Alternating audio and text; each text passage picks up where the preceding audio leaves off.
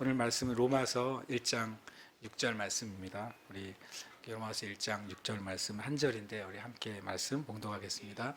너희도 그들 중에서 예수 그리스도의 것으로 부르심을 받은 자니라. 아멘. 예, 좀 본문이 짧아서 놀라셨죠?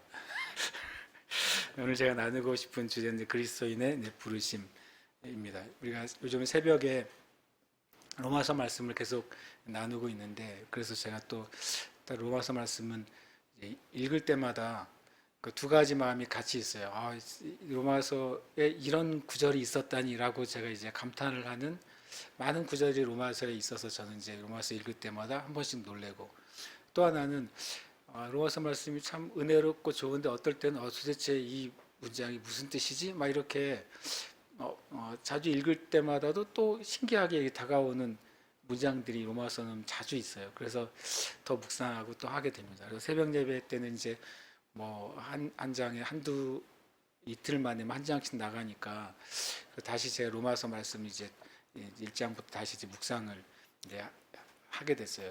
지난주부터. 그래서 또 한번 잘해 보려고 그런 거 있잖아요. 잘 안 쓰는 오래된 성경책 있잖아요. 그래서 로마서만 이렇게 쫙 오려가지고 그 로마서만 코팅해가지고 갖고 다니고 이제 보고 있거든요.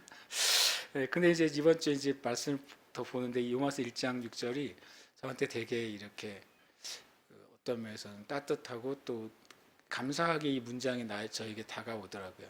그래서 오늘 그 말씀을 좀 같이 나누고 싶은 마음이 들었어요. 로마서 1장 1절에 보면 사도 바울이 내가 사도로 부르심을 받았다. 예수 그리스도의 사도로 부르심을 받았고, 그리고 하나님의 복음을 해서 내가 택함을 받았다. 이런 말로 로마서 1장 1절이 시작이 됩니다. 그러면서 내가 하나님의 복음은 갑자기 뚝 떨어진 게 복음이 아니라 하나님께서 구약에서 선지자들을 통해서 하나님의 아들에 관하여서 미리 약속하신 것이다. 로마서 1장 2절에 의하면 우리가 믿는 복음, 다른 말로 하면 굿 뉴스잖아요. 좋은 소식이 뭐냐면 구약 때부터 수천 년 전부터 하나님이 선지자들을 통해서 하나님의 아들인 예수님에 대해서 미리 약속하신 것을 우리가 믿는 게 복음이라고 하는 거죠. 그래서 그 하나님의 아들에 관해서 1장에서 뭐라고 말하냐면 육신으로는 다윗의 혈통으로 나셨다. 그러니까 다윗의 후손인 거죠. 육신적으로는 어떤 이제 혈통적으로는 예수님의 조상이 다윗에까지 이르게 되는 거죠. 그리고 이제 성결의 영으로는 예수님께서 죽은 자들 가운데서 부활하셔서 능력으로 하나님의 아들로 선포되심으로 바로 이제 예수님이 우리에게 주가 되셨다라는 말을 합니다. 그러면서 사도 바울이 어떤 고백을 하냐면 그 예수님으로 말미암아 죽은 가운데서 부활하셔서 우리의 구원자가 되신 예수님으로 말미암아 우리가 은혜와 사도의 직분을 받았다고 말씀하세요. 그러니까 사도 바울이 내가라고 말하지 않고 우리가라는 표현을 써요. 그러니까 사도 바울과 함께 복음을 전하고 또 신앙생활을 했던 모든 하나님의 성도들이 예수님으로부터 은혜도 받고 예수님으로부터 하나님을 섬기도록 어떤 직분을 받았다라고 이제 고백을 하죠.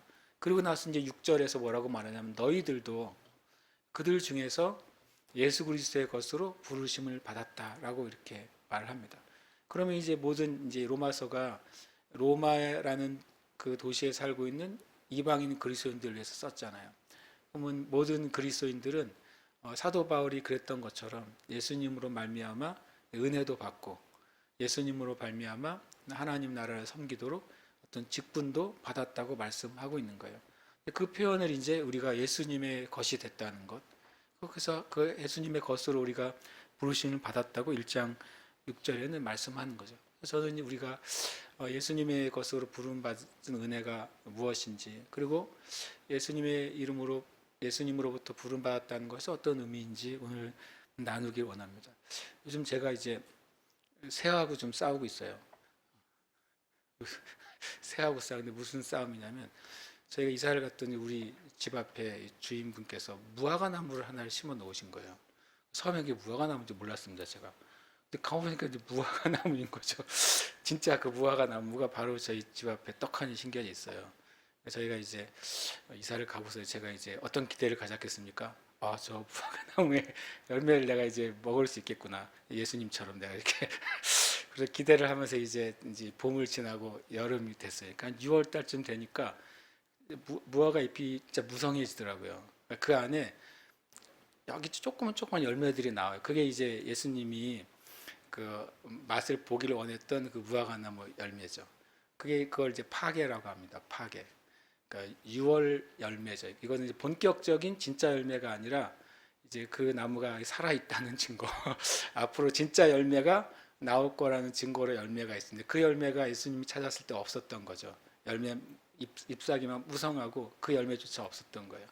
파게라는 말이 이제 우리가 찾아볼 수 있는 게 신약에 보면 벳바게라는 도시가 나와요. 예수님이 방문하신 도시 중에 벳바게. 이게 벳파게. 파게가 무화과니까 벳이 벳자가 들어가면 이제 집입니다. 베델 하나님의 집 이렇게 되잖아요. 벳파게니까 무화과의 집이 이제 벳파게인 거죠. 거기에 보면 무화과가 많았다는 소리죠. 그 동네가. 그리고 이제 이 첫 번째 이렇게 열린 열매가 파게고요. 그다음에 나중에 진짜 본격적으로 열리는 게 이제 테에나라는 열매예요. 그래서 이제 성경에 보면 어떤 무화과는 파게라고 되어 있기도 하고 어떤 무화과는 테에나라고 되어 있기도 해요. 테에나가 진짜 열매죠. 그러니까 제가 6월 달쯤에 그걸 보고서 나도 예수님처럼 맛을 봤더니 맛은 별로 없더라고요. 진짜가 아니니까. 그리고 이제 뭘 기대합니까? 이제 8월 무화과가 진짜 이제 열매인 거예요. 그래서 제가 이제 낮이나 밤이나 그 열매가 맺혀지기를 보는 거죠. 한 번씩 이제 아침에 나갈 때 이제 음악 얼마나 커졌나, 저녁에 되면 얼마나 커졌나. 그래서 얼마 전부터 얘들이 이제 제법 커졌어요. 그래서 야 드디어 나도 이제 무화과를 내가 따서 먹을 수 있겠구나 생각하고 있었어요. 그래서 어느 날 이제 어느 하나가 정말 탐스럽게 된 거예요. 그래서 내가 야 내일 새벽 예배 끝나고 내가 저걸 먹어야지 생각을 했어요. 그리고 내일 새벽 예배 끝나고 이제 딱 갔더니 그 밤사이에 새가 파먹은 거예요.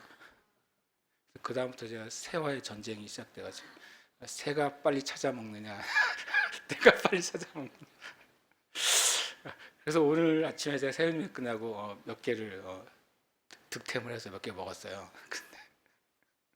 그런데 제가 오늘 처음으로 제가 뭐를 궁금하면 엄청 잘 찾아보거든요. 근데 한 번도 내가 무화과에 대해서 찾아본 적이 없는 거예요. 그냥 예전에 나왔던 그냥 성경 사전에 있는 내용만 보다. 그래서 요즘 뭐 하면 뭐뭐의 효능 이런 거 찾으시잖아요. 무화과의 효능을 찾았죠, 제가. 근데 황당한 사실 하나 알게 됐어요. 무화과는 좀 익었을 때 따가지고 후숙을 시켜서 먹으래요. 제가 새하고 괜히 싸운 거죠.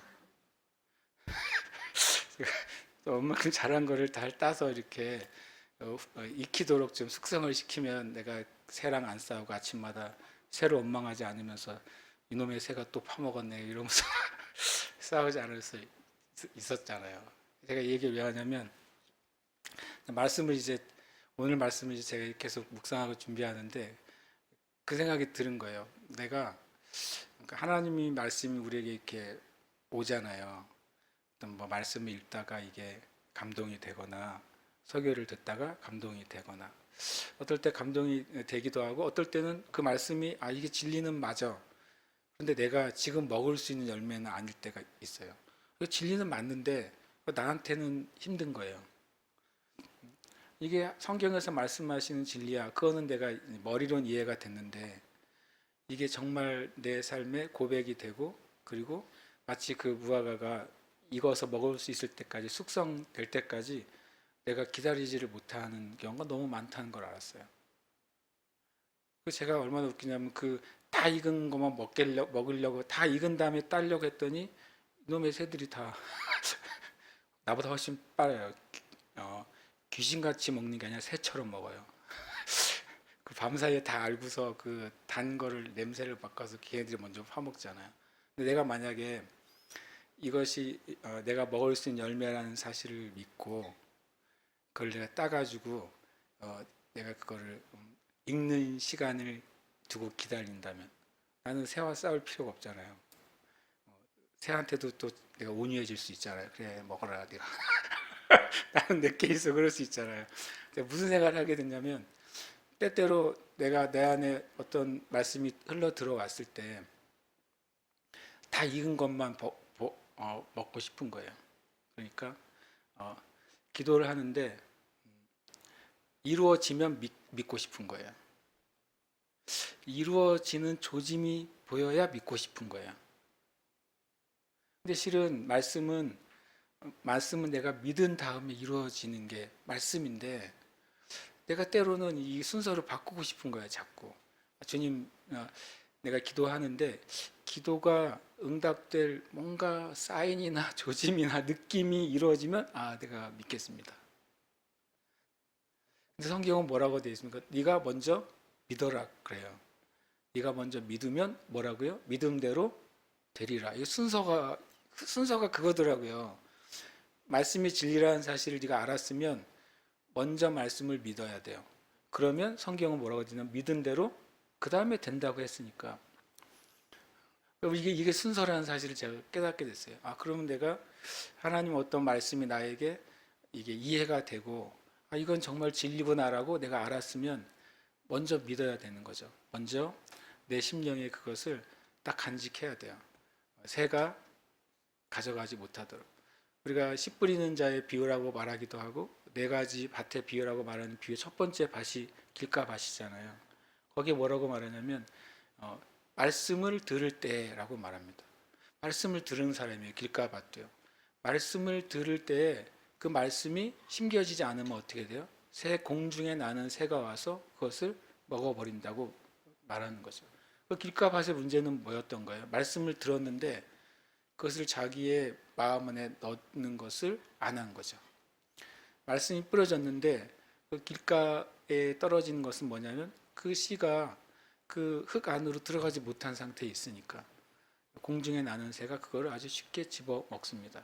사론 누가복음에서는 그 똑같은 상황을 뭐라고 말하냐면 마귀가 구원을 받지 못하게 하기 위해서 말씀을 뺏어 가는 자라 이렇게 표현하고 있어요.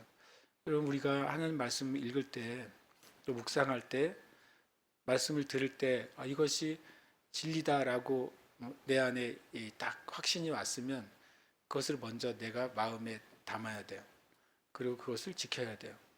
그 말씀에 반대되는 상황이 자꾸 몰려올 수 있잖아요. 근데 말씀을 내가 포기할 만한 문제거리가 발생할 수도 있어요.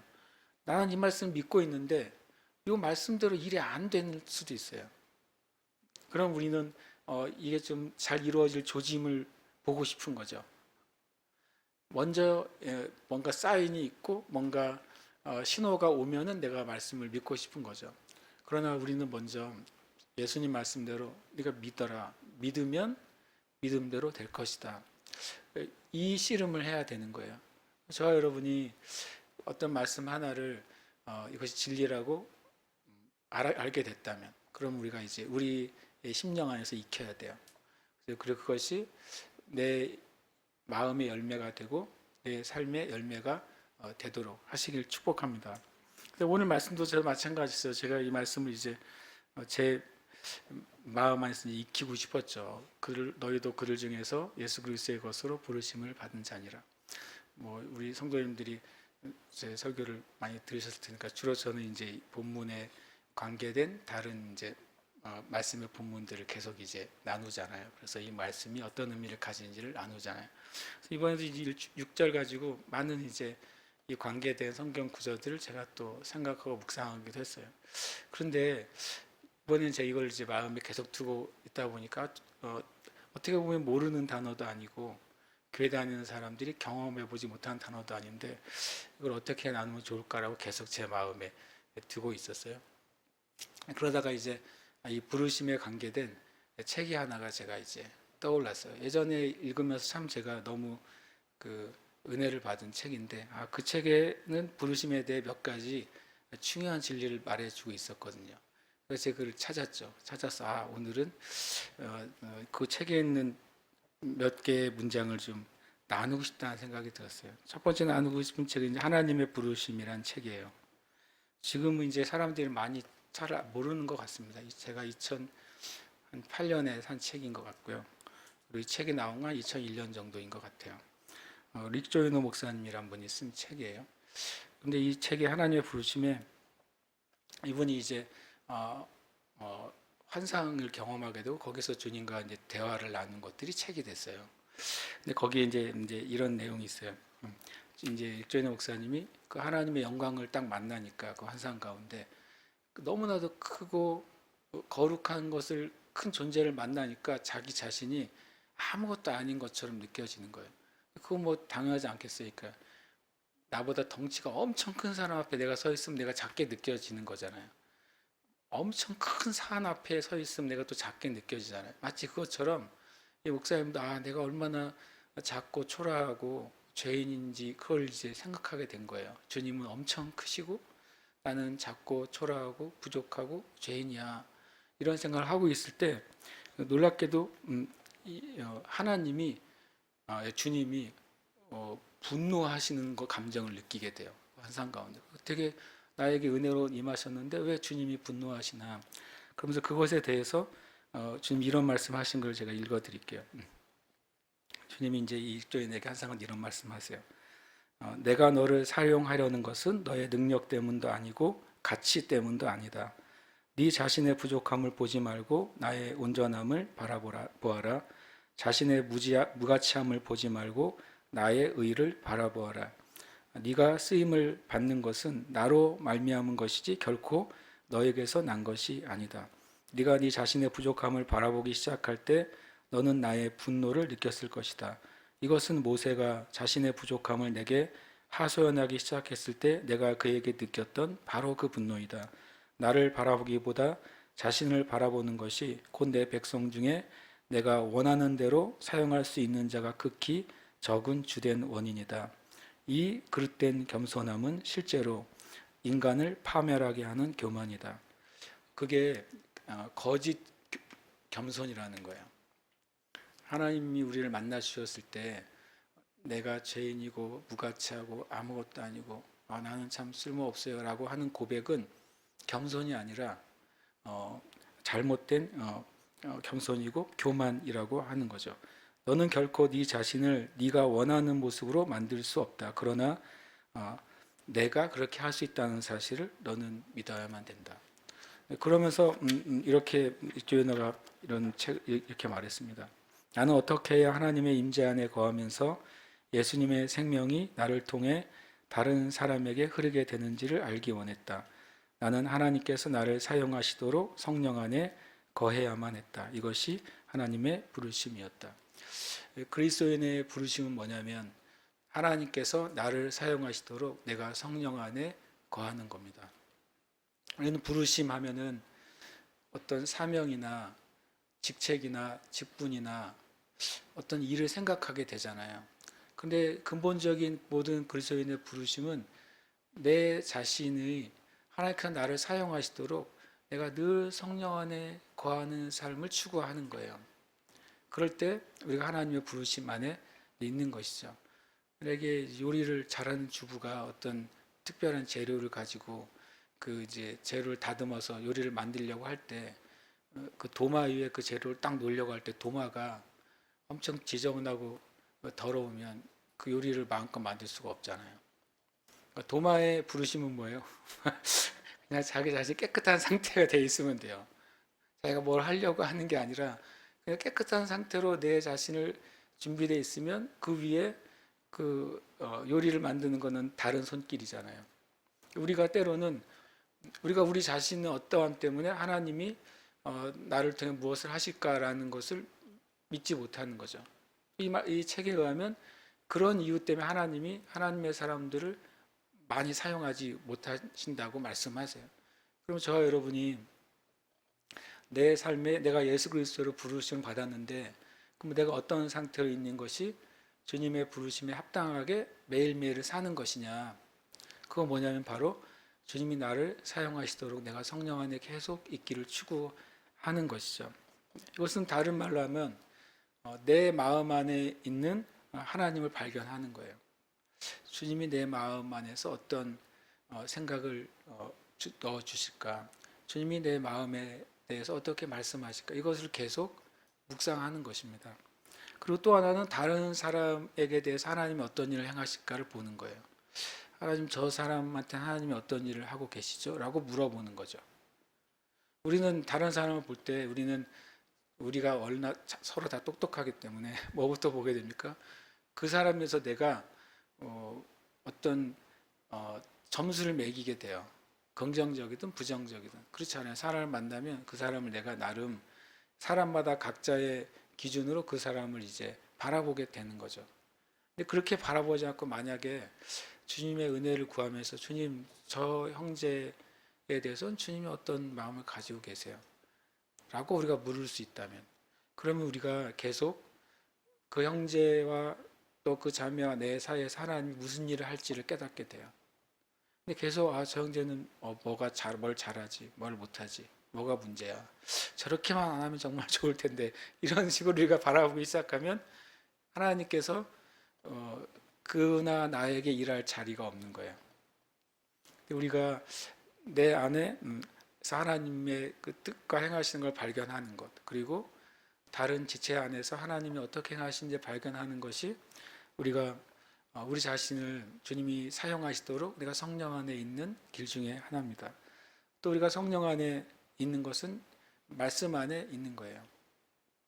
내가 하나님의 말씀 안에서 있는가, 하루의 삶 안에 주님의 말씀이 나를 인도하고 다스리는가, 내가 말하고 생각하는 기준이 성경에서 말하는 기준과 그 법칙을 따라서 말하고 생각하는가, 이걸 내가 계속 바라볼 때 우리는 성령 안에 거하시게 되는 거죠. 그리고 또 하나 바로 이제 하나님의 부르심 안에 거하는 것을 이 책에서는 중요한 한 가지를 이제 말씀했어요. 뒷부분에 이런 말씀이 되어 있어요. 이건 되게 짧은데요. 그러니까 이제 하나님 나라에서의 권세는 너의 모습 그대로에서 오는 것이며 지위에서 오는 것이 아니다. 너의 사역은 너의 역할을 말하는 것이지 너의 계급을 의미하는 것이 아니다. 이곳에서의 계급은, 그러니까 하나님 나라를 말합니다. 하나님 나라에서의 계급은 겸손, 섬김, 그리고 사랑에서 얻게 된다. 사랑을 더 많이 하는 집사가 더 적게 사랑하는 사도보다 더 높다. 세상에서는 선지자들이 나라를 흔들기 위해 사용될 수 있지만 이곳에선 그들의 사랑으로 알려지리라. 이것이 또한 너에 대한 하나님의 부르심이다. 나의 사랑으로 사랑하고 나의 마음을 가지고 섬기는 것이다. 이 책에서 이제 결론적인 부르심을 이렇게 표현하고 있어요. 예수 그리스도의 사랑으로 사랑하고 예수님의 마음으로 섬기는 거예요. 이것이 모든 예수님에게 속하도록 부르심 받은 그리스도인들의 부르심이에요. 때로는 우리가 나 주님을 위해서 좋은 일을 하고 싶어요 라고 우리가 말할 수 있잖아요. 그럴 때로는 내 지금 처지는 그거를 할 수가 없어요 라고 말할 수 있어요. 제가 아는 어떤 분은 선교지에 교회들을 엄청 많이 짓고 싶대요. 그런데 본인의 지금의 삶은 그거를 할 수 없으니까 더 절망하는 거예요. 마음에는 그게 원인데 나는 그렇게 할 수 없으니까 나는 더 주님을 위해 살지 못하고 있어요. 나는 뭔가 문제가 많아요 라고 생각하는 거죠. 그러나 성경은 그것이 우리의 부르심이 아니라고 말씀하세요. 우리의 부르심은 뭐냐면 내가 주님이 나를 통해 일하실 수 있도록 내가 늘 성령 안에 거하는 것. 또 하나는 예수 그리스도의 사랑으로 사랑하고 예수님의 마음으로 섬기는 것. 이렇게 말할 수, 나는 사랑이 부족합니다라고 말할 수 있잖아요. 실제로 저는 그런 분을 만나봐요. 자기는 사랑이 너무 부족하대요. 나는 말하는 것도 엄청 직선적이고, 그리고 내 스타일도 그렇게 사람들에게 부드럽게 말하지도 못하고 행동하지도 못하기 때문에 난 사랑이 부족해요 라고 말하는 분을 만난 적이 있어요. 근데 가만히 생각해 보면 이 그리스도의 사랑으로 사랑한다는 게 뭐부터 시작해야 되냐면 내가 구원받은 것부터 시작해야 되는 거예요. 내가 구원받았다면 나는 뭐로 구원받은 것이죠? 예수님의 사랑으로 구원받았거든요. 맞잖아요. 예수님이 나를 사랑하셨기 때문에 내가 구원받았어요. 예수님의 사랑으로 내가 구원받았다면 내가 구원받을 때 내 안에 뭐가 있는 거예요? 주님의 사랑이 있는 거잖아요. 우리는 우리 안에 없는 것은 줄 수 없습니다. 맞죠? 예. 제가 그렇게 아이들을 만나도 뭔가를 내 주머니에 초콜릿 하나라도 있으면 초콜릿 하나를 줄 수 있잖아요. 내 주머니에 아무것도 없으면 주고 싶어도 못 주는 거예요. 그렇죠? 그러니까 우리는 우리 안에 있는 것만 줄 수 있어요. 그게 우리예요. 그런데 성경은 예수님의 사랑으로 사랑하는 게 모든 그리스도인의 부르심이라고 말씀하세요. 그러면 무슨 전제가 돼야 되냐면 저와 여러분 안에 예수님의 사랑이 있어야 돼요. 그런데 성경은 우리가 예수님 믿을 때 예수님의 사랑이 내 안에 들어와서 내가 예수님을 믿었거든요. 그러니까 저와 여러분 안에는 예수님의 사랑이 있는 거예요. 그런데 이 사랑이 밖으로 나가는데 가로막는 장애물들이 있긴 해요.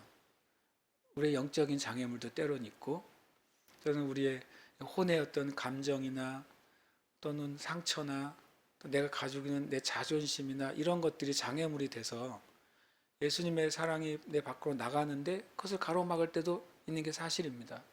때로는 내 육신의 어떤 죄나 또는 내가 가지고 있는 습관이나 이런 것들이 주님의 사랑이 나로부터 흘러가는데 장애물이 될 수는 있어요.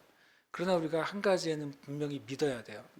내 안에는 구원받은 나 안에는 하나님의 사랑, 예수님의 사랑이 있다. 나는 사랑할 수 있는 존재다.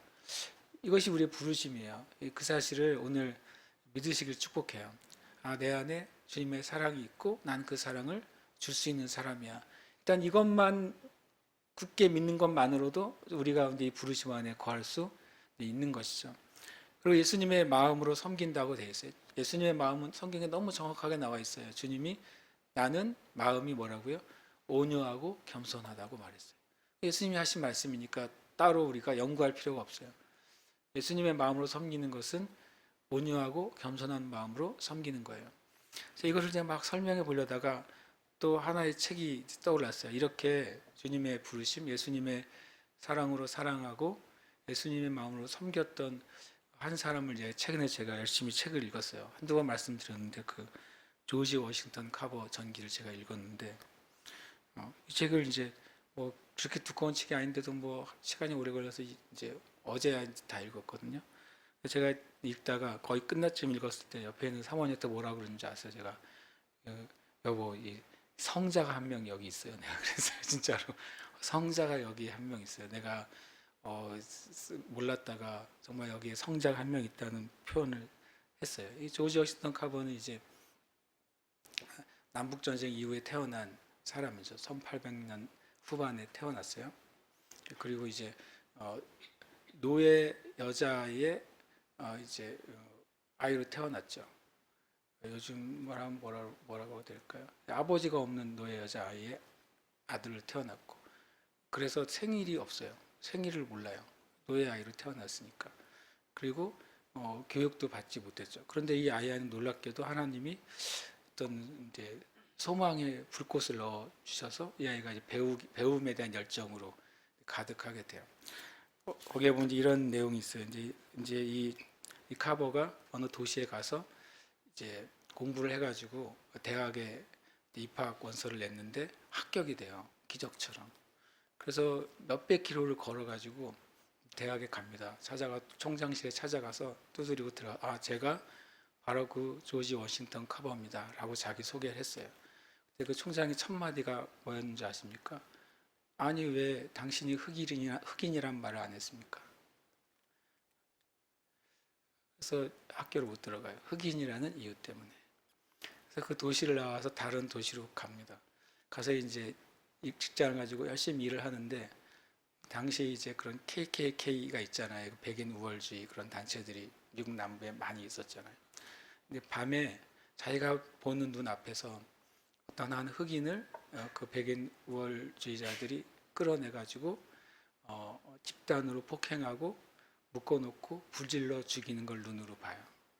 그러니까 얼마나 참혹하겠어요. 그리고 두려움과 공포에 휩싸였겠어요. 그걸 보고 이제 그 도시를 또 떠나게 돼요. 그때 상황을 이렇게 기록한 부분이 있어요. 제가 좀 읽어드릴게요. 로커스트 그로브에서 흑인이라는 이유로 학교에 들어가지 못한 일, 포트 스코트에서 백인들이 흑인을 죽인 행위는 흑인의 생애가 얼마나 위험천만하다는 것을 조지에게 보여주었다. 이 엄연한 사실은 어린 조지의 마음을 오래도록 괴롭혔으며 동시에 그가 깨달은 다른 사람들은 평탄한 대로로 그들의 장래를 향해서 다름질치는데 자기는 그 옆에 있는 좁디 좁은 길로 장래를 개척해 나가야 할 운명을 타고났다는 것이었다. 동시에 그는 만일 자기가 이 엄연한 사실을 구실로 삼아 되는 대로 살아간다든지 또는 어떠한 망상에 빠져버린다면 자기의 생애는 파멸의 구렁텅이에 빠질 뿐이라는 것도 깨달았다. 이런 사실에 대하여 그를 동정해 주기는커녕 눈길이나마 돌리는 사람이 있을 리 만무하니 그가 만일 어떠한 광명을 찾게 된다면 그것은 기적이리라. 그러나 그는 주저앉지 않았다. 단념하지 않았다. 끝까지 앞을 향해 달려갔다. 나중에 이제 심슨 대학이라는 곳에 입학을 하는데 심슨 대학은 100% 백인만 있는 대학이었고 조지 워싱턴 카버가 역사상 최초의 흑인 학생이 돼요. 그러니까 포기하지 않는 마음, 절대로 어떤 상황에도 무슨 상황을 포기하지 않는 마음이 카버에게 있었고 그것 때문에 이제 이 사람이 하나님의 사람으로 살아가는데 그 이유가 뭐냐면 그가 어렸을 때 한 이제 마리아 와킨스라는 그 아주머니가 이 조지에게 한 말 때문이에요. 그 마리아 와킨스도 노예예요. 그 마리아 와킨스가 처음으로 조지에게 글을 쓰는 법을 가르쳐 줘요. 가르쳐 주면서 이렇게 말을 합니다. 조지야, 세상으로 나가서 열심히 공부해서 우리 동족들을 위해서 살아라. 그러니까 이 공부를 해야 되는 목적을 그 노예 아주머니가 이 어린 노예 소년에게 말한 거예요. 네가 공부해서 이 참혹하게 살아가는 그리고 이제 사람들에게 핍박받는 너의 동족을 위해서 네가 살아라. 이 말 한마디가 이제 조지 워싱턴 카버의 인생 가운데 절대 포기하지 않게 되는 원인이 된 거죠. 그리고 하나님을 이제 굳게 믿게 돼요. 나중에 조지 워싱턴 카버가 이제 공부하고 노력해서 이제 박사가 됩니다. 그리고 박사가 돼서 이제 교수직을 하다가 되게 봉급도 잘 받는 가운데 있는데, 근데 지금 이제 애틀란타 조지아주의 이제 애틀란타 도시 옆에 터스킥이라는 시가 지금도 있어요. 터스킥이라는 곳에 이제 흑인들을 위한 학교가 생기고 그 학교 안에 농업학과를 만들어서 조지 워싱턴 카버를 초청해요. 그랬더니 이제 초청하면서 우리가 당신에게 줄 건 아무것도 없고 흑인들을 위해서 여러분 당신이 봉사해달라고 했을 때 조지 워싱턴 카버가 그 모든 걸 내려놓고 하나님의 뜻이라고 생각하고 터스키기로 갑니다. 그래서 거기서 이제 흑인들을 위한 삶을 살아요. 근데 거기 제가 이제 나누고 싶은 건 뭐냐면 이런 표현을 씁니다. 이제 터스키기에 갔을 때 그 남부 사람들이 이제 원래 다 목화에서 노예로 살았잖아요, 흑인들이요. 당시에 책을 제가 보니까 미국의 그 남부에 노예로 살았던 그 농장에서 노예로 살았던 흑인들이 400만 명이었다 그러더라고요. 근데 그들이 이제 노예 해방이 됐어요. 남북 전쟁 이제 북부가 승리하면서 해방이 됐지만 그 400만 명의 노예로 살았던 흑인들은 집이 없죠, 땅이 없죠, 한 번도 교육을 받아보지 못했죠. 평생 해온 것은 목화밭에서 목화 따는 일만 한 거예요. 자유는 주어졌지만 그들이 살아갈 수 있는 것은 아무것도 이제 없는 상태로 내던져진 존재가 된 거죠. 그래서 조지 워싱턴 카버가 가서 이제 그 학교에 이제 교수로 있으면서 그 흑인들을 이제 그들이 살아날 수 있도록 자립할 수 있도록 자기 삶을 드리는 거예요. 그 내용을 보면 재미있는데 이제 그러니까 예수 그리스도의 사랑으로 사랑하고 예수님 마음으로 섬기는 것에 대해서 제가 이 조지 워싱턴 카버 읽으면서 제가 배우게 됐기 때문에 말씀을 드려요. 이제 그 목화는 땅을 이제 계속 토양을 척박하게 만드는 작물이라 그러더라고요. 이 카버가 이제 식물학자니까 연구를 해봤더니 땅콩이요, 콩류를 땅에 심으면 그 땅콩 자체가 땅의 지력을 살린대요. 그 사실을 알고 땅콩을 심도록 했어요. 그리고 땅콩을 심어가지고 연구를 해서 땅콩으로 할 수 있는 105가지 요리법을 개발합니다. 재밌는 분이죠. 그리고 나서 이제 사람들이 그걸 알려주고 그 땅콩을 통해서 작물을 만들도록 합니다. 어떤 이제 그 지역에 어느 회사가 땅콩을 볶아서 큰 돈을 벌었어요. 땅콩이 이제 많이 심겨져가지고 땅콩에서 자꾸 기름 냄새가 나니까 이것을 이제 카버에게 이걸 해결해 달라고 이제 편지를 써요.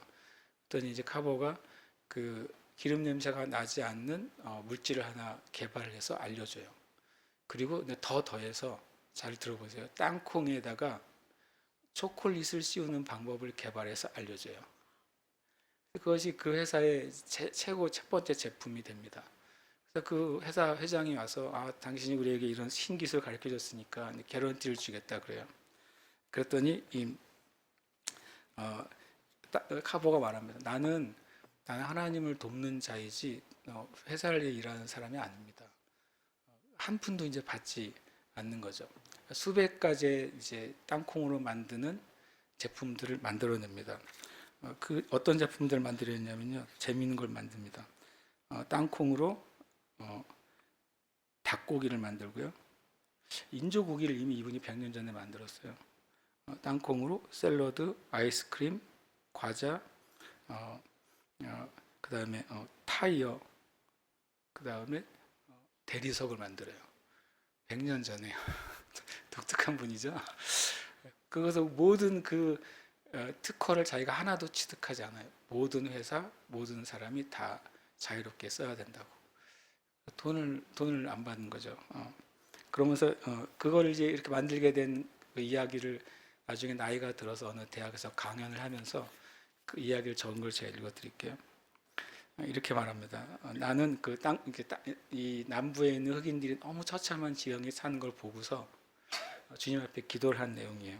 나는 어찌할 바를 모르고 마음이 괴로워서 10월 어느 날 새벽 해가 뜨기 전에 산속으로 들어가서 거닐다가 동쪽에서 떠오르는 해를 보고 오 하나님, 당신은 무엇을 하시려고 이 우주를 창조하셨습니까? 라고 질문했어요. 그랬더니 하나님이 이렇게 말씀하셨대요. 너는 너의 작은 소견을 가지고 너무 큰 것을 알려고 하지 말고 너에게 알맞은 것을 물어보아라 그랬었대요. 그래서 다시 이제 카보가 주님께 주님, 그러면 사람을 무엇에 쓰시려고 세상에 두셨는지 말씀해 주십시오. 다시 질문을 했어요. 그랬더니 주님이 너는 아직도 네가 감당하지 못할 큰 것을 묻고 있구나. 그 쓸데없는 것은 묻지 말고 네가 마음속으로 진정 원하고 있는 것이나 물어봐라 그랬대요. 카보가 가만히 한참 묵상을 하다가 이렇게 질문했답니다. 하나님, 그러면 도대체 당신은 무엇을 하시려고 땅콩을 만드셨습니까? 이렇게 물어봤대요. 그랬더니 주님이 이렇게 말씀하셨대요. 옳지 됐다. 너는 땅콩 한 줌을 들고 실험실로 들어가서 연구를 계속해라 그랬대요. 자기는 그 다음부터 이제 땅콩을 가지고 연구를 하기 시작한 거죠. 그 땅콩을 분석해 가지고요, 땅콩 버터를 이분이 만들어내요. 우리가 먹는 땅콩 버터를 이분이 만들었어요. 인조 밀가루, 잉크, 물감, 구두약, 연고 이런 걸 만듭니다. 자신이 만든 땅콩 버터를 가지고 어떤 소년 하나가 이 소아마비에 걸려서 걷지를 못하는 소년이 있었어요. 그래서 그 소년을 데려다가 땅콩 버터를 듬뿍 양손에 발라가지고 그 다리를 이렇게 마사지를 해줬어요. 그러면서 그 소년에게 이렇게 말했대요. 야, 내일부터 우리 세 명이서 너의 소아마비를 치료해보자. 그랬더니 그 소년이 아니 박사님과 나 2명인데 왜 3명이라고 해서 그랬더니 너와 나와 하나님이지 그렇게 말한 거죠. 그래서 매일 땅콩 버터로 이 아이를 마사지 해줘요. 발을. 소아마비가 걷지 못하는 펴지지 않는 발을요. 그 아이가 걷게 돼요. 그 다음에 미국 전국에서 소아마비들이 몰려오기 시작했어요. 식물학자에게. 그래서 어떻게 된지 아십니까? 250명을 치료합니다. 그러니까 사람들이 지금도 이렇게 저기 책에 보면 땅콩 버터에 진짜 치유 능력이 있는 것인지 아니면 이 카보의 그 마사지 기술이 너무 탁월해서 그 굳은 근육이 풀어진 것인지 아니면 조지 워싱턴 카보가 그 아이를 마사지하면서 계속 기도를 하면서 마사지를 한대요. 기도의 능력인지 지금도 퀘스천이라고 이 책에 이렇게 써 있어요. 그러니까 이 카보의 동기는 뭐냐면 핍박받고 그리고 고통 가운데 있는 자기 동족을 사랑하는 마음이었던 거예요. 그 사랑이 자기의 삶을 들여서 좋은 삶을 포기하게도 만들고 그 사랑이 온 시간을 들여서 이 땅콩을 통해 내 동족들이 먹고 살 길 자립할 길, 배울 길을 내가 줘야지 이런 생각으로 온 시간을 그 실험실에서 보냅니다. 그리고 아까 말한 것처럼 많은 어떤 땅콩에 관계된 것들을 그 회사가 원하면 그냥 개런티도 없이 그냥 그 회사에 그냥 비밀을 제공해 주는 거예요. 그러니까 어느 회사 휴스턴이라는 회장이 이제 친구가 됐는데 그래도 자기 양심이 있잖아요. 이 커버가 만들어준 비법 때문에 자기는 수백만 불 돈을 벌고 있는데 이 카버는 1달러도 안 받으니까 그래서 그렇게 말해. 도대체 카버 박사님은 내가 무엇을 주면 받으시겠냐고 물어봤어요. 그랬더니 의외의 대답을 한 거예요. 카버가요. 다이아몬드를 주면 받겠다고. 그러니까 이 휴스턴 회장이 잘됐다 그래가지고 진짜 엄청난 다이아몬드를 구해가지고 그 백금 반지에 딱 끼워가지고 준 거예요. 하고 다니라고. 다음에 만났는데 안 끼고 다니는 거예요. 반지를. 카버가 아니 왜 내가 그 어, 다이아몬드 반지를 줬는데 안 끼고 다닌다고 그랬더니 카버 아니 그거를 끼라고 주신 거였어요? 라고 물어봤대요. 그럼 도대체 그걸 어디다 썼냐 그랬더니 어, 자기 집에 광물 표본실이 있는데 다이아몬드를 못 구했대요. 그래서 다 있는데 광물 표본이 학생들을 위한 광물 표본에 다이아몬드가 없었는데 그거 준 걸 고스란히 그 다이아몬드 학생들을 위한 표본실에 딱 끼워 놨더랍니다. 참 이제 제가 이런 종류의 사람이 있나 싶은 생각이 들었어요. 이 책을 읽으면서. 그리고 또 어떤 사람이 와서 이제 카버 박사님은 정말 우리 동족을 위해서 엄청난 많은 일을 하셨어요. 카버 박사님 때문에 정말 모든 사람이 축복을 받았습니다. 이렇게 말을 했더니 이렇게 적어놨습니다. 이 사람아 나는 하나님을 돕는 사람에 지나지 않네. 그리고 내가 믿기에 하나님은 어떤 한 종족만 생각하시지 않고 모든 인간의 필요를 염려하신다네 라고 이제 말합니다. 자기는 하나님을 돕는 자이지 내가 한 무슨 일을 통해 무엇을 내가 취하고 얻는 자가 아니다. 이렇게 이제 말한 거죠. 그리고 제가 카보이가 엄청 하는데 그냥 이 얘기를 하고 싶은 거예요. 우리 모든 그리스도인의 부르심은 예수 그리스도의 사랑으로 사랑하고 예수님의 마음으로 섬기는 거죠. 이분이 전국적으로 유명한 사람이 됐어요. 그리고 어떤 식물이나 그런 데 문제가 있으면 이분이 가서 한번 보면 무조건 식물은 살아나는 거예요. 어떤 이제 어떤 기부인이 자기 집에 있는 어떤 이제 무슨 꽃이라고 하는데 만약에 동백꽃이라고 해보세요. 동백꽃이 죽어가는 거예요. 그래서 이 동백꽃이 죽어가는데 이걸 좀 살려낼 방법을 찾아달라고 이제 회신을 보냈더니 카버 박사님이 내가 가겠다 그런 거예요. 그래서 그 이제 기부인은 집에서 이제 그 카버 박사님이 오기를 기다리고 있죠. 근데 그 앞에 집 앞에 아주 그냥 낡고 낡은 옷을 입고 그리고 이제 머리는 하얀 아주 가냘픈 흑인 한 명이 집 앞에 서 있는 거예요. 그래서 이제 이분은 그냥 일자리가 필요한 흑인인 줄 알고 잘 들어오라고 그러면서 내가 50센트를 줄 테니까 우리 집 잔디 좀 깎아달라고 한 거죠. 그분이 카버였거든요. 근데 그분이 여러분은 어떻게 했겠어요? 여러분이 이제 카버 박사예요. 전국적으로 당시 미국 중 제일 유명한 식물학자예요. 그래서 이제 누가 의뢰가 와서 그 기부인의 집에 찾아갔어요. 근데 그 기부인이 저 50센트 줄 테니까 우리 집 잔디 좀 깎아주세요. 그럼 어떻게 하시겠어요? 이 카버 박사가 알았다 그러고 뒷뜰에 가서 잔디 깎는 개를 가지고 와서 그 집안의 잔디를 다 깎았대요. 다 깎고 나서 뭐라고 말했는지 아세요? 동백꽃이 어디 있나요? 그랬대요.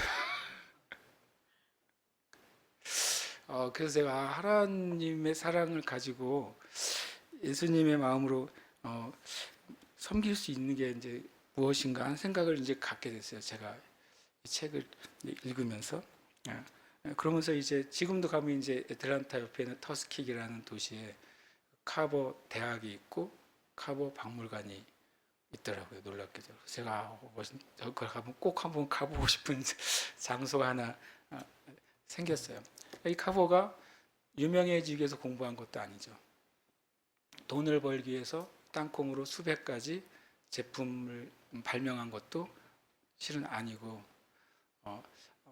고통받는 자기의 동족을 사랑하기 위해서 그래서 자기의 모든 시간과 인생을 다 드리는 거예요. 제가 이 책을 읽으면서 진짜 이제 예수 믿는 사람이 이렇게 살아야 되는구나. 우리 삶의 동기가 나를 통해 하나님이 무엇인가 하실 수 있도록, 그것이 뭐 무슨 직업이든 어떤 일이든 어떤 비즈니스건 내가 하는 일이 하나님 뭔가 하실 수 있는 토대가 되면 되겠다, 이런 마음으로 살아가면 되는 거라는 사실을 깨달았어요. 여기 계신 모든 분들이 우리의 일상이 무엇이든지 상관이 없어요. 우리의 부르심은 하나님 나를 사용하실 수 있도록 내가 늘 성령 안에 거하는 거예요. 우리 부르심은 내가 예수님의 사랑으로 구원받았기 때문에 나에게 주신 사랑으로 사랑하기를 시작하는 겁니다.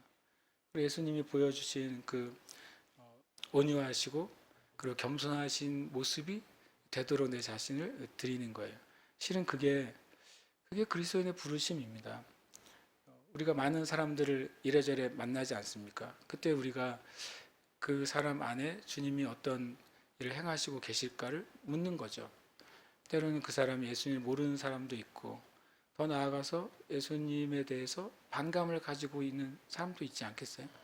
그러나 성경은 분명히 하나님은 세상을 이처럼 사랑하사 그러셨어요. 그래서 그 사람도 하나님을 믿고 구원받기를 원하시는 것이 하나님 아버지의 마음이라고 성경에는 말씀하고 있어요. 우리가 주님께 그 질문을 하기 시작하시길 축복해요. 주님, 내 안에서는 어떤 일을 하십니까? 저 사람 안에서는, 저 형제 안에서는, 저 자매 안에서는 하나님 어떤 일을 하기를 원하십니까? 우리가 한 주간 묻는 훈련을 하시길 축복해요.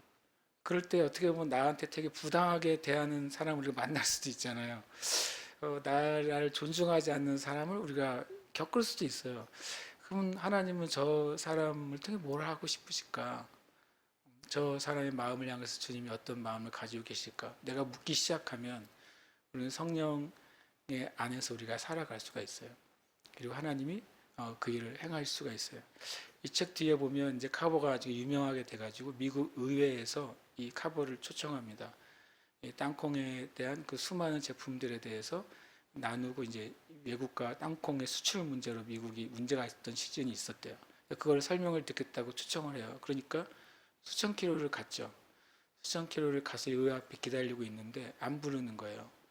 미국 의회도 우리나라랑 비슷해가지고 자기네끼리 싸우느라고 이 사람을 초청해 놓고 부르질 않는 거예요. 의회가 이제 그 정기 국회가 끝나가는데도 안 부르는 거예요. 근데 이 카본은 그냥 기다려요, 가만히. 자기가 왔다고 말하지도 않고. 다른 사람만 이제 애가 타는 거죠. 그런데 이제 정기 국회가 끝나기 10분 전에야 아는 거예요. 참, 좀 너무하죠. 10분 전에 카보 박사를 불러요. 그래서 이 문제에 대해서 얘기해달라고. 10분 동안 뭘 얘기하겠어요. 수천 킬로를 달려왔는데. 근데 이분이 한마디도 안 하고 나한테 10분이 주어졌으니까 내가 10분 동안 얘기할 테니까 잘 들으라 그래요. 그리고 자기가 가져온 이제 가방에서 이 땅콩으로 만든 어떤 이제 제품 하나를 소개를 합니다. 이것이 얼마나 미국에 있는 모든 사람에게 유용한지, 이 제품이 얼마나 다른 사람들 유익하게 하는지를 설명해요. 근데 이분이 되게 이제 농담도 잘하고 유머스러웠나 봐요. 그 사람들이 이제 그 의원들이 되게 궁금한 거예요. 근데 시간은 10분이 다 됐어요. 한 국회의원이 손을 들고 의장, 이 국회 그 시간을 늘리기를 동의합니다 해가지고 정기 국회 시간이 늘어나요. 그래서 국회는 다 끝났지만 2시간 동안 이 모든 제품들을 이제 카보 박사가 설명해요. 그래서 이제 미국의 땅콩에 대한 관세법이 생깁니다. 그리고 미국의 6대 작물이 땅콩이 됩니다. 참 놀랍죠. 근데 그런 거에 대해서도 이 카보 박사는 단 한마디의 불평도 없고 단 한 번의 컴플레인도 없고 그냥 하나님을 의지하고 사랑하는 마음으로 하는 거예요. 제가 이걸 보면서 주님의 마음 많이 보게 됐어요. 그래서 우리 안에 이것이 있습니다. 여러분 안에 주님의 사랑이 있어요. 없지 않아요. 여러분 안에 주님의 마음이 있어요. 왜냐하면 주님의 사랑과 마음 때문에 우리가 구원받았거든요. 우리 안에 있는 것이죠. 우리가 기도할 때 주님, 내 안에 주신 넣어주신 그 사랑과 주님의 겸손하고 온유한 마음이 나타나는 것을 방해하는 게 뭔지를 우리는 구하면 돼요. 그걸 제가 주님 딱딱한 길가밭을 기경하듯이 가시밭의 가시를 내가 제거하듯이 돌밭의 그 돌을 내가 끄집어내듯이 주님 제가 그것을 하나하나 치울 수 있는 지혜와 힘을 주세요. 그렇게 기도하시길 축복합니다. 그럴 때 이미 여러분과 제 안에 구원받을 때 들어온 그 주님의 사랑과 주님의 마음이 우리가 나타날 것이고 우리가 예수님의 것으로 부르심 받은 그 부르심 안에서 살아가게 될 줄 믿습니다. 아멘.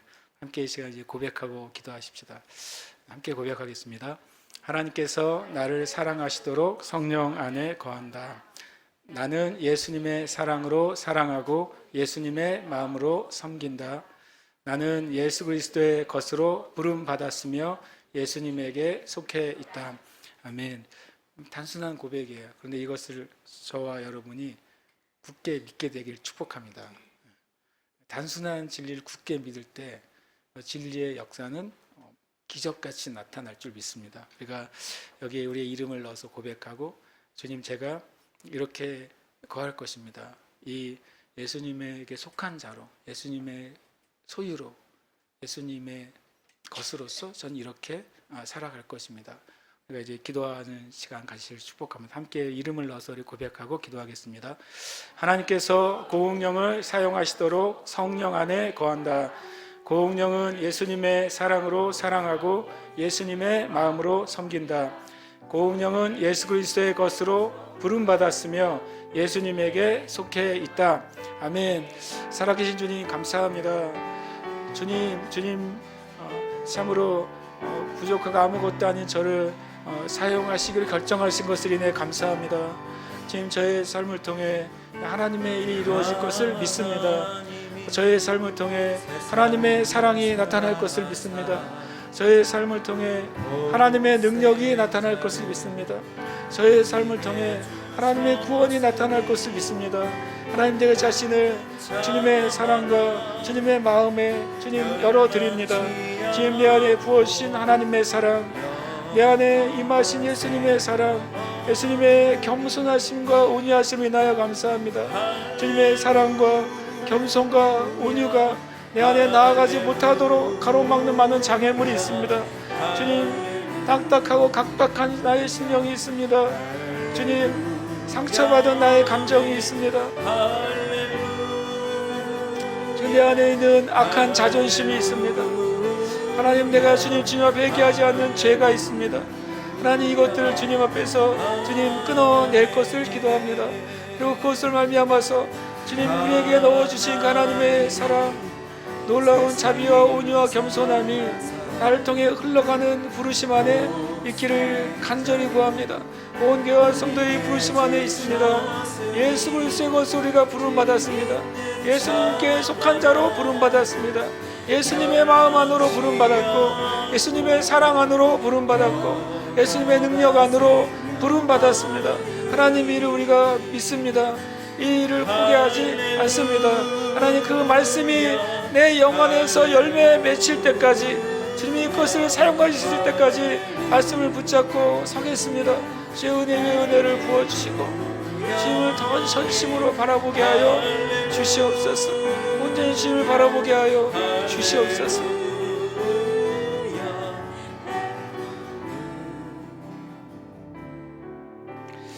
하나님 감사합니다. 긍휼이 풍성하신 하나님이 우리를 사랑하셔서 예수 그리스도를 우리에게 보내주시고 주님의 사랑으로 우리가 죄사함 받았습니다. 주님의 사랑으로 거듭났습니다. 주님의 사랑으로 구원받았습니다. 주님의 사랑으로 의롭게 되었습니다. 주님 그러므로 우리는 우리 안에 그 놀라운 하나님의 사랑, 가장 강력한 하나님의 사랑, 가장 존귀한 하나님의 사랑이 우리 안에 존재함을 믿습니다. 그래서 이 시간 예수님의 이름으로 주님의 사랑과 주님의 마음이 내 삶 가운데 흘러가는 것을 가로막는 모든 장애물을 끊습니다. 우리 안에 상처로 말미암아 분노로 말미암아 또는 실패로 말미암아 생겨진 그 모든 장애물을 예수님의 이름으로 끊습니다. 우리 안에 잘못 형성된 가치관과 기준으로 말미암아 주님의 사랑이 흘러간 것을 막는 장애물을 끊습니다. 내 안에 육신의 죄와 육신의 습관으로 말미암아 주님의 그 사랑과 겸손과 온유함이 흘러나가지 못하게 하는 이 모든 왜곡들을 예수님의 이름으로 끊습니다. 주님, 우리는 주님의 것으로 부름을 받았습니다. 주님의 속한 것으로 부름 받았습니다. 주님에게 속한 사랑과 또 온유와 겸손으로 부름 받았습니다. 주님께 속한 그 능력과 놀라운 축복으로 부름 받았습니다. 하나님, 우리가 이 말씀을 오늘 붙잡습니다. 우리는 예수 그리스도의 것으로 부름 받은 자들입니다. 나는 예수 그리스도의 것입니다. 나는 예수 그리스도에 속해 있습니다. 나의 부르심은 주님을 알아가고 주님 안에서 발견되는 것입니다. 지금 사랑하는 모든 성도들이 주님께서 우리에게 주신 놀라운 은혜로운 부르심, 주님께 속하고 주님의 것으로 살아가는 부르심 안에 바로 서게 하여 주시옵소서. 이 말씀을 우리의 심령에 새기고 붙잡게 하시고 그 말씀이 열매 익을 때까지 절대로 우리가 포기하거나 좌절하지 않도록 축복하여 주시옵소서. 또 이 시간 주님께 감사함으로 또 예물을 드리고 또 봉헌의 찬양을 드립니다. 이 예물과 찬양을 통해 하나님의 영광 받으시며 하나님의 역사를 나타내시고 약속하신 복과 은혜가 또 치유와 회복이 풀어지게 하옵소서. 살아계신 예수님 이름으로 기도합니다. 아멘.